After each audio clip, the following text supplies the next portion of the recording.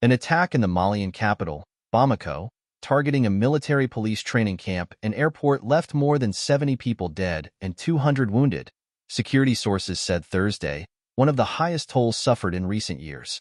The attacks Tuesday in Bamako were the first of their kind in years and dealt a forceful blow to the ruling junta, experts said. The death toll has put scrutiny on the junta's military strategy and its claims that the security situation is under control despite militants roaming the region for years. The operation, claimed by the al-Qaeda-linked group to support Islam and Muslims, JNIM, has prompted widespread shock and condemnation within the West African country. Many Malians have taken to social media to demand accountability for what they consider a security lapse. Higher reported tolls.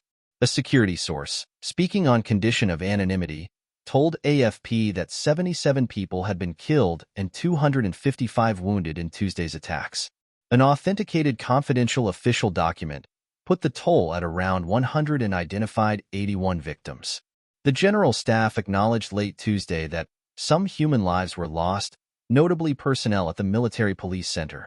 Mali's military-led authorities have so far given no indication of any future measures in response to the attacks, which were not mentioned in the minutes of Wednesday's cabinet meeting. JNIM claimed that a few dozen of its fighters had killed and wounded hundreds from the opposing ranks, including members of the Russian paramilitary group Wagner. The attack came a day after junta-led Mali, Niger, and Burkina Faso marked a year since the creation of their breakaway grouping, the Alliance of Sahel States. The three countries, which have been under military rule following a string of coups since 2020, have broken ties with former colonial ruler France and turned militarily and politically toward other partners, including Russia. Bamako is normally spared the sort of attacks that occur almost daily in some parts of Mali. The West African country has been ravaged since 2012 by different factions affiliated with al-Qaeda and the Islamic State group. Volleys of gunfire interspersed with explosions broke out in Bamako around 5 a.m. local time, 5 o'clock GMT, on Tuesday. JNIM fighters attacked a military police school and stormed part of the nearby airport complex, where a military facility adjoins the civilian one. The militant group broadcast images showing fighters strolling around and firing randomly into the windows of the presidential hangar and destroying aircraft. Condemnation, condolences. Condemnation poured in on Thursday, including from UN Secretary-General Antonio Guterres, Mali's neighbor Senegal, African Union Commission Chairman Moussa Faki Mahamat, and the UK Embassy. The French Embassy in Bamako offered its condolences to the government of Mali.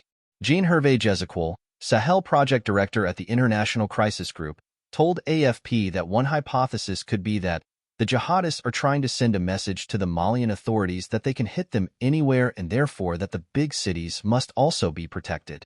He said the aim could be to force the government to concentrate its resources in populated areas and have fewer troops in rural areas where these jihadist groups have established their strongholds.